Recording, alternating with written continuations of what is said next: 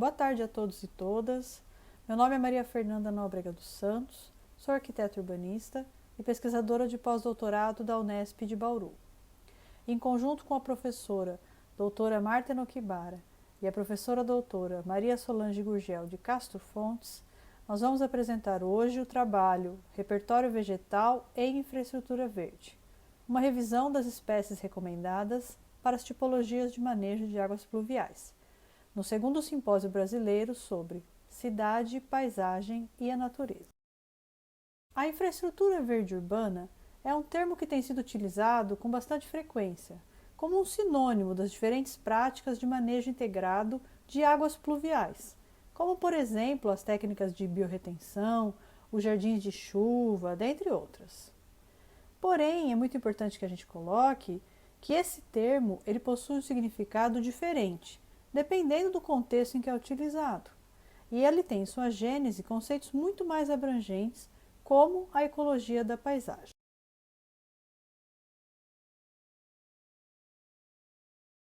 Existem muitos benefícios já documentados no que se refere à aplicação dessas técnicas no ambiente urbano.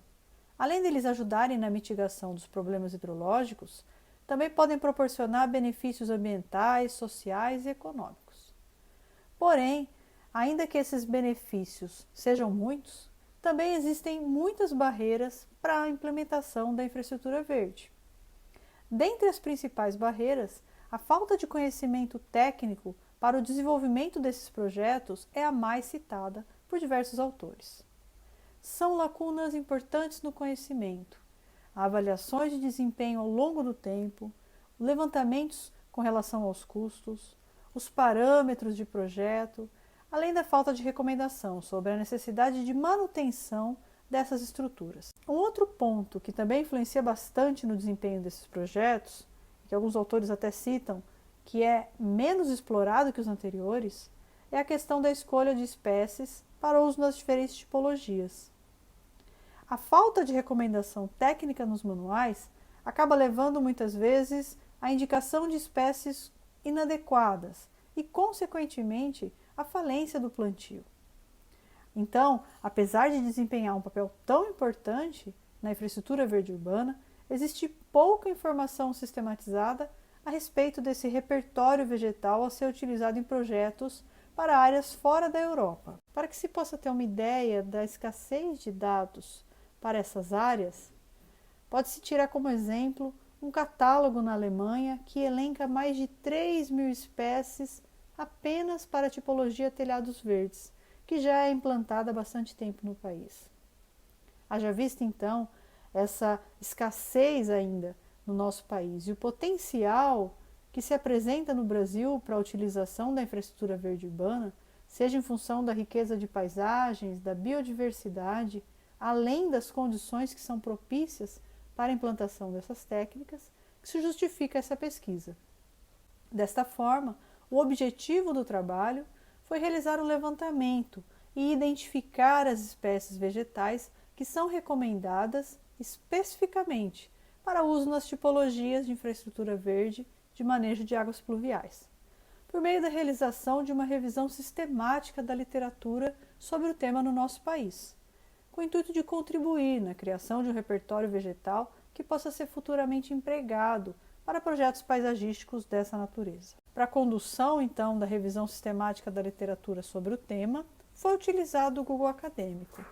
Além dele apresentar uma grande sobreposição às bases tradicionais como Scopus, Web of Science e Microsoft Academic Search, o Google Acadêmico também é recomendado pelo fato de ter a maior cobertura para idiomas diferentes do inglês.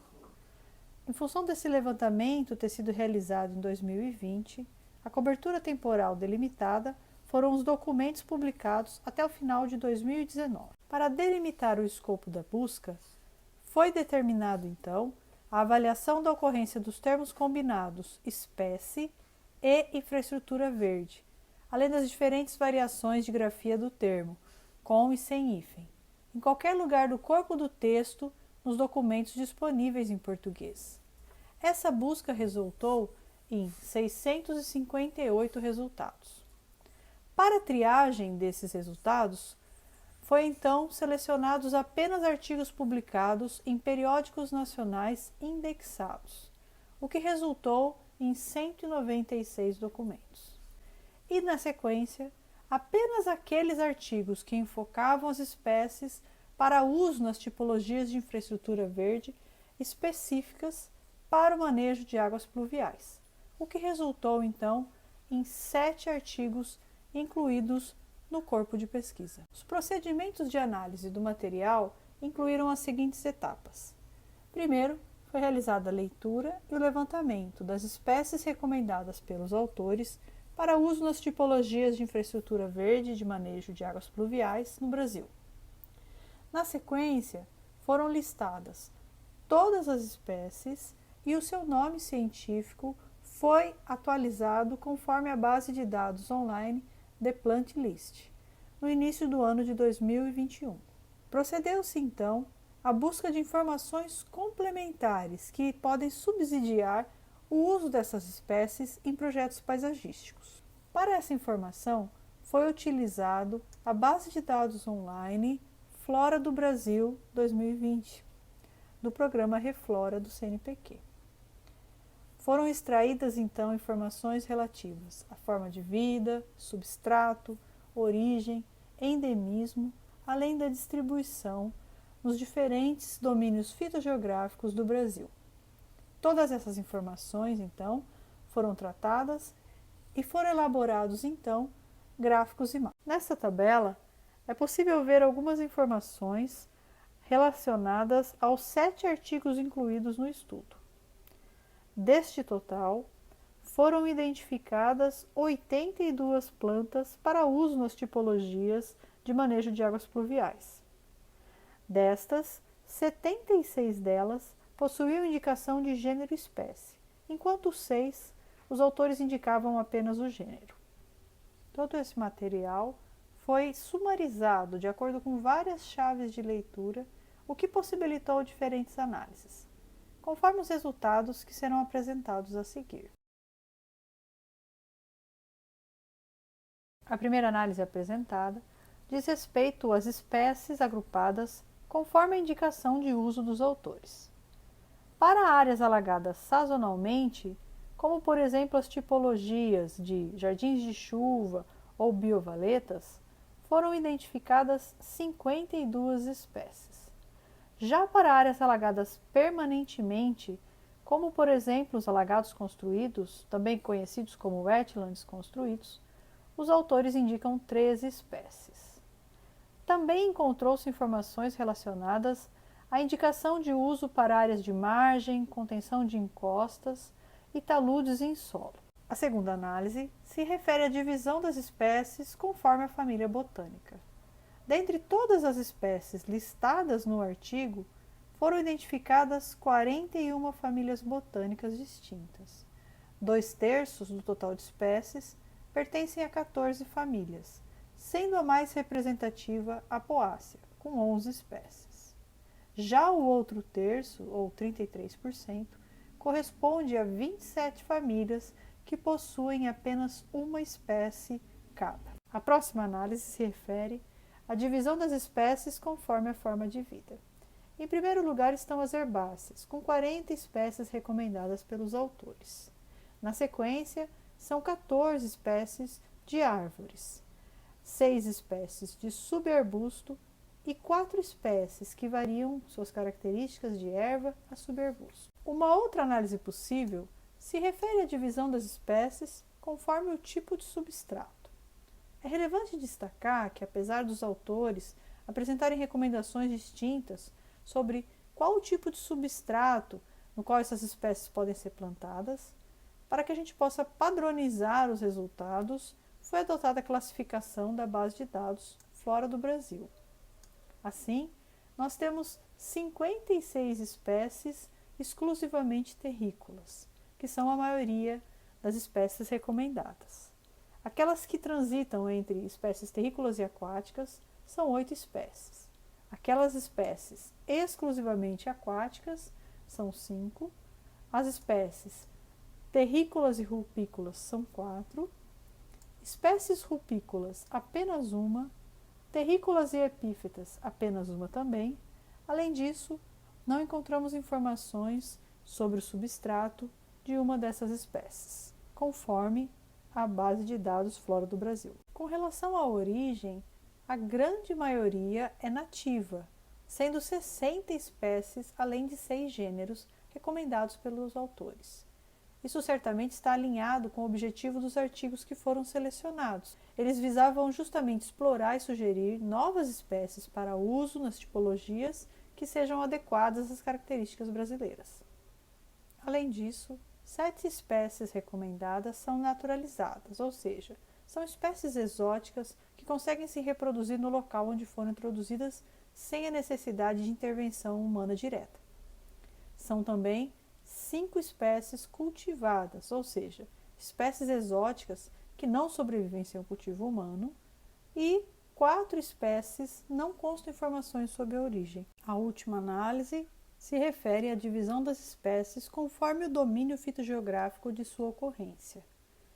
É importante lembrar que uma mesma espécie pode ocorrer em diferentes domínios fitogeográficos, até mesmo em todos eles. Dentre as 82 espécies, 18 se enquadram nessa situação. Isso explica a diferença entre o valor decorrente da somatória das espécies que ocorrem em cada domínio e do total de espécies mencionadas pelos artigos. Nesta figura, é possível observar a localização de cada um dos domínios fitogeográficos do Brasil e a quantidade de espécies citadas nos artigos que ocorrem em cada um deles. Na Mata Atlântica, são 71 espécies que ocorrem neste domínio, e destas, 10 ocorrem exclusivamente ali. Já no Cerrado, são 54 espécies, e destas, 2 ocorrem exclusivamente neste domínio. No Pampa, 39 espécies ocorrem neste domínio, e destas, nenhuma ocorre exclusivamente ali. Já na Amazônia, são 38 espécies, e 2 ocorrem exclusivamente neste domínio. Na Caatinga, 36 espécies e nenhuma ocorre exclusivamente neste domínio, assim como no Pantanal, que são 30 espécies, mas nenhuma ocorre exclusivamente neste domínio. Enquanto conclusões do trabalho, observa-se o quanto esses dados a respeito das espécies recomendadas especificamente para os projetos de infraestrutura verde no país são escassos.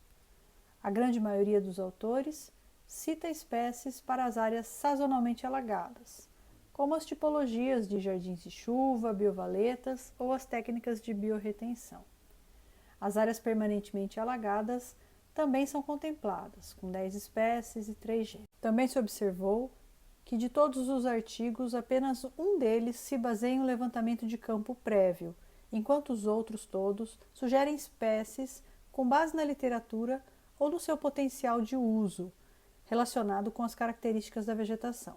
Sobre esse ponto, é muito importante salientar que a maior parte dessas publicações nacionais ela se dedica justamente a sugerir novas espécies para futuros projetos de infraestrutura verde, sobretudo as espécies nativas.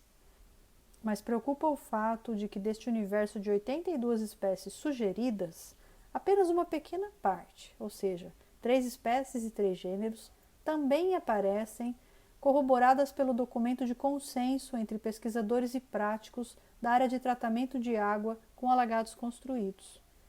Este documento evidencia o quanto é necessário maiores experimentações e documentações sobre o uso das espécies que possam embasar os projetos paisagísticos dessa natureza. Salienta-se assim que a maior contribuição do presente trabalho é justamente iniciar a compilação dessas espécies indicadas na literatura que possam subsidiar futuras pesquisas na área, que tenham como objetivo validar o uso das espécies nativas por meio de dados experimentais, o que poderá auxiliar na consolidação de um repertório vegetal a ser utilizado em projetos paisagísticos que sejam adequados às características e peculiaridades do território brasileiro. Nos próximos slides, apresenta-se as referências bibliográficas que foram utilizadas para embasar o trabalho. Para a lista de espécies, recomenda-se consultar o documento publicado nos anais do evento. Muito obrigada pela atenção.